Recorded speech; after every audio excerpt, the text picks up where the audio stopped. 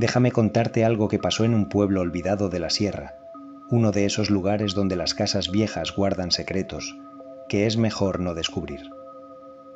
Esto que voy a relatarte le sucedió a mi primo Andrés hace algunos años, cuando aún trabajaba como agente de bienes raíces y se atrevía a entrar en propiedades que otros rechazaban sin pensarlo dos veces.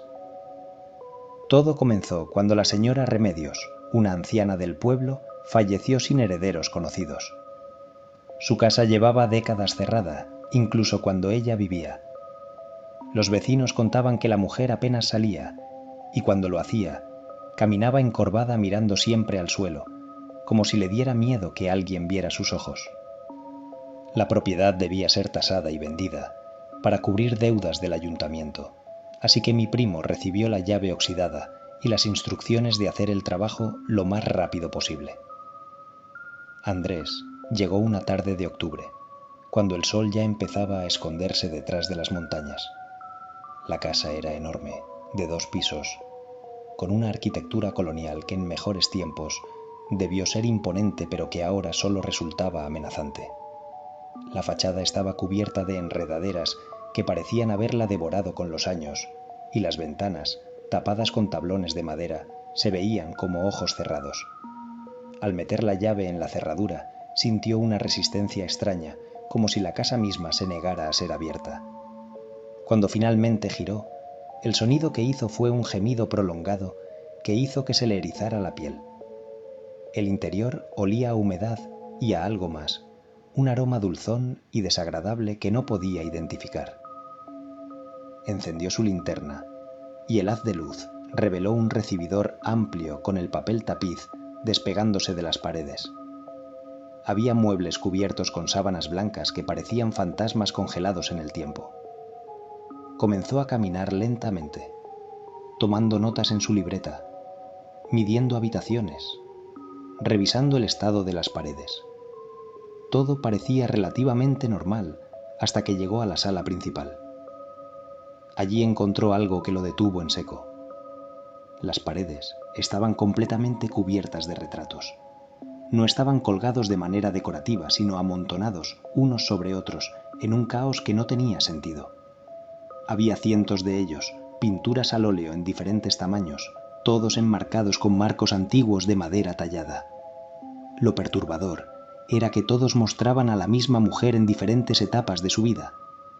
En algunos retratos era una niña pequeña con ojos oscuros y penetrantes, en otros una adolescente con una expresión seria, luego una joven hermosa y finalmente una anciana que reconoció como la señora Remedios. Pero había algo profundamente equivocado en esas pinturas. Los ojos, sin importar la edad del retrato, siempre parecían estar mirándote directamente, siguiéndote. Andrés sintió un escalofrío, pero se dijo a sí mismo que eran imaginaciones suyas. Estaba por salir de la sala cuando notó algo más extraño todavía. Entre los cientos de retratos de la mujer había uno diferente. Era más pequeño que los demás y estaba casi escondido en una esquina, detrás de otros cuadros. Tuvo que apartar varios para poder verlo bien. Lo que vio lo dejó sin aliento. Era un retrato de él mismo. No era posible. Nunca había estado en esa casa, nunca había conocido a la señora Remedios, y sin embargo, allí estaba su rostro, pintado con el mismo estilo antiguo que todos los demás cuadros. Estaba vestido con ropa que no reconocía, ropa de otra época, pero las facciones eran inconfundiblemente las suyas. El mismo lunar sobre la ceja izquierda, la misma pequeña cicatriz en la barbilla que se hizo de niño. Lo más aterrador era la expresión del retrato, una mirada de terror absoluto, con la boca abierta como si estuviera gritando. Con las manos temblando, Andrés dejó caer el cuadro y retrocedió. Tenía que salir de allí. Pero cuando se dio la vuelta, algo había cambiado. Los demás retratos eran diferentes. Ya no mostraban a la mujer en diferentes edades. Ahora todos mostraban a la anciana, la versión final de la señora Remedios, y en cada uno de ellos, ella estaba sonriendo. Una sonrisa horrible, demasiado amplia, que mostraba dientes que no debería tener. Corrió hacia la puerta de entrada, pero se detuvo cuando escuchó un sonido que venía del segundo piso. Pasos lentos, arrastrándose, como si alguien con mucha dificultad estuviera caminando arriba. Su mente racional le decía que era imposible, que la casa llevaba vacía desde hacía semanas, pero el sonido era inconfundible. Paso, pausa larga, paso, pausa larga. Y luego, algo peor. Una voz de mujer, débil y rasposa, comenzó a cantar una canción de cuna que no reconocía, pero que le resultaba insoportablemente familiar. Debió haber huido en ese momento, pero la curiosidad morbosa y algo más, algo que no podía explicar, lo obligaron a subir las escaleras. Cada escalón crujía bajo su peso y la canción continuaba, más clara ahora. Llegó al segundo piso y encontró un pasillo largo con varias puertas cerradas. La voz venía de la última habitación al final del corrillo. La puerta estaba entreabierta y una luz tenue salía de ella, a pesar de que no había electricidad en la casa. Empujó la puerta lentamente y lo que vio dentro lo hizo comprender que había cometido un error terrible al entrar en esa casa. La habitación era un estudio de pintura. Había un caballete en el centro con un lienzo fresco, todavía húmedo. En ese lienzo estaba pintado él mismo, exactamente como estaba en ese momento, con la misma ropa, la misma expresión de miedo, sosteniendo su linterna. Pero lo que lo llenó de un terror que nunca había experimentado fue ver que en la pintura había alguien más. Detrás de él, con las manos extendidas hacia su cuello, estaba la figura de la señora Remedios. Antes de que pudiera reaccionar, sintió algo frío tocando su nuca. Unos dedos helados, huesudos, que se cerraban lentamente alrededor de su garganta. Quiso gritar, pero no pudo. Quiso correr, pero sus piernas no respondían. En el reflejo de un vidrio sucio, vio detrás de él la figura de una anciana, pero no era completamente sólida, era translúcida, como hecha de niebla. Su rostro era el del retrato, pero deformado por el odio y algo más, una necesidad desesperada. La voz, ahora directamente en su oído, le susurró palabras que nunca podría olvidar si es que lograba salir vivo. Le dijo que ella había estado sola durante décadas, pintando compulsivamente, intentando capturar su propia alma en los lienzos para no desaparecer cuando llegara su muerte. Le contó que había hecho un pacto que no entendía completamente, que le prometieron que si lograba pintarse a sí misma 1000 veces, podría vivir para siempre.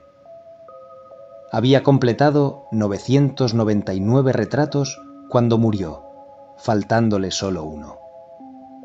Ahora necesitaba un cuerpo, alguien que entrara voluntariamente a su casa, alguien que se parara frente a su último lienzo. Andrés sintió que su conciencia comenzaba a desvanecerse. Las manos en su cuello apretaban más fuerte y al mismo tiempo sentía que algo lo jalaba desde adentro, como si su esencia misma estuviera siendo arrancada. Con el último ápice de fuerza que le quedaba, se lanzó hacia adelante, rompiendo el agarre por un segundo. Cayó contra el caballete y el lienzo se volcó, rasgándose. En ese instante, la presencia detrás de él aulló con una furia inhumana. La casa entera tembló. Los retratos en la planta baja comenzaron a caer. El sonido de vidrios rompiéndose llenó el aire. Andrés corrió como nunca había corrido en su vida, bajando las escaleras de 3 en 3, tropezando, casi cayendo, mientras detrás de él escuchaba ese aullido que parecía venir de todas partes a la vez. Llegó a la puerta de entrada y la encontró cerrada.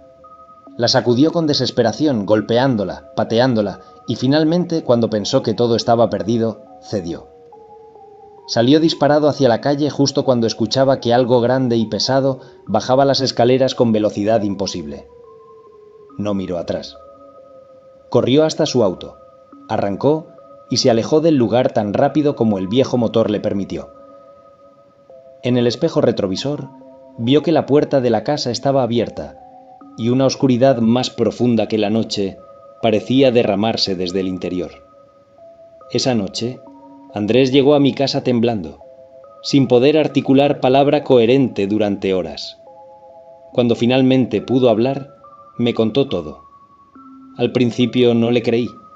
Pensé que había tenido algún tipo de ataque de pánico o que había imaginado cosas por estar solo en una casa abandonada. Pero entonces me mostró algo que había tomado sin darse cuenta en su huida. En su bolsillo trasero estaba un pedazo del lienzo rasgado, y en ese pedazo de tela, pintado con una maestría perturbadora, estaba su rostro con una expresión de terror eterno. A la mañana siguiente, él renunció a su trabajo. Le dijo a su jefe que la casa era inestructurable, que era un peligro y debía ser demolida de inmediato. Nunca mencionó lo que realmente había pasado. La casa de la señora Remedios fue sellada de nuevo y eventualmente el ayuntamiento, cansado de no poder venderla, decidió dejarla como estaba. Con el tiempo, la vegetación la cubrió por completo hasta que apenas podía verse desde la calle. Pero aquí está lo que nunca le conté a Andrés. Lo que descubrí investigando por mi cuenta porque necesitaba entender qué había pasado realmente. Encontré registros antiguos del pueblo, documentos que databan de casi 200 años atrás. Descubrí que la casa había tenido muchos dueños antes que la señora Remedios, y que cada uno había vivido allí brevemente antes de desaparecer o morir en circunstancias extrañas. Encontré diarios de algunos de ellos que hablaban de retratos que aparecían de la nada, de presencias en las habitaciones, de sentir que algo los observaba constantemente. Pero lo más perturbador fue un artículo de periódico de 1842. Hablaba de un pintor que vivía en esa casa, un hombre obsesionado con capturar la esencia del alma humana en sus obras.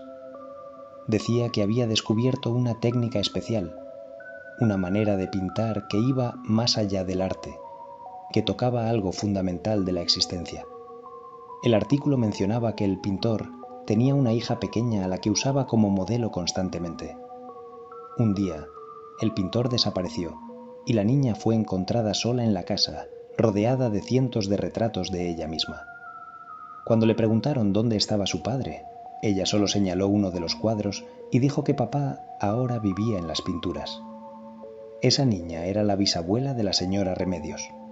La obsesión, la técnica, el conocimiento oscuro, todo se había pasado de generación en generación. ¿Y ahora?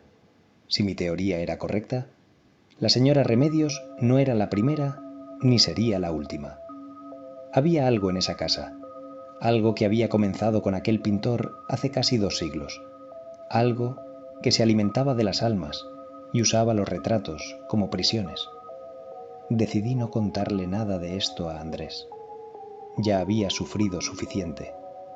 Pero a veces, en las noches cuando no puedo dormir, pienso en esa casa. Pienso en todos esos retratos apilados en las paredes. Me pregunto cuántos de ellos realmente muestran a la señora Remedios y cuántos son de otras personas, de otras víctimas que entraron a esa casa a lo largo de los años y nunca salieron completamente. Me pregunto si sus almas están atrapadas en esos lienzos, conscientes pero inmóviles, viendo cómo pasa el tiempo sin poder hacer nada. Y lo peor de todo es que sé que la casa sigue allí, esperando. Las cerraduras pueden oxidarse, las puertas pueden pudrirse, pero eventualmente alguien más entrará. Quizás otro agente de bienes raíces, quizás adolescentes buscando emociones, o quizás alguien que simplemente busca refugio de la lluvia. Y cuando eso pase, cuando esa puerta se abra de nuevo, la casa estará lista. El último lienzo estará esperando, necesitando ser completado. Andrés nunca volvió a ese pueblo. Ahora vive en la ciudad. Trabaja en una oficina donde nunca tiene que ver propiedades antiguas. Pero sé que todavía tiene pesadillas. Me lo ha contado en las pocas ocasiones en que hemos hablado del tema. Sueña que está de vuelta en esa habitación, frente al caballete, y esta vez no puede moverse cuando las manos frías tocan su cuello. Sueña que se convierte en parte de la colección, solo un rostro más en la pared, mirando eternamente hacia adelante, atrapado en el momento exacto de su mayor terror. El pedazo de lienzo que salvó esa noche lo guardó en una caja fuerte. A veces lo mira, solo para recordarse a sí mismo que fue real, que no lo imaginó.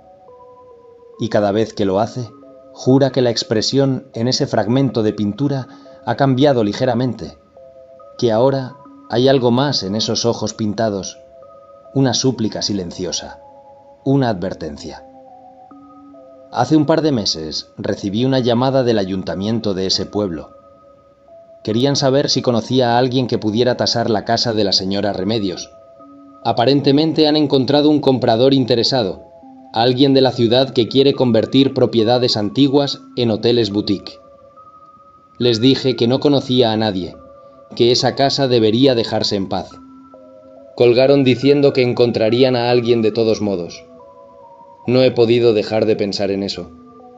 En algún lugar hay alguien que pronto recibirá una llave oxidada y una dirección. Alguien que entrará a esa casa sin saber lo que les le espera. Y cuando eso pase, cuando esa persona se pare frente al último lienzo y vea su propio rostro mirándolo desde la tela húmeda, será demasiado tarde para advertencias, demasiado tarde para huir. La casa de los retratos sigue esperando, paciente como solo algo que ha existido por siglos puede serlo. Y en algún lugar de sus paredes, cubiertas de sombras, 999 cuadros observan en silencio, mientras el lugar donde debería estar, el número 1000, permanece vacío, hambriento, llamando.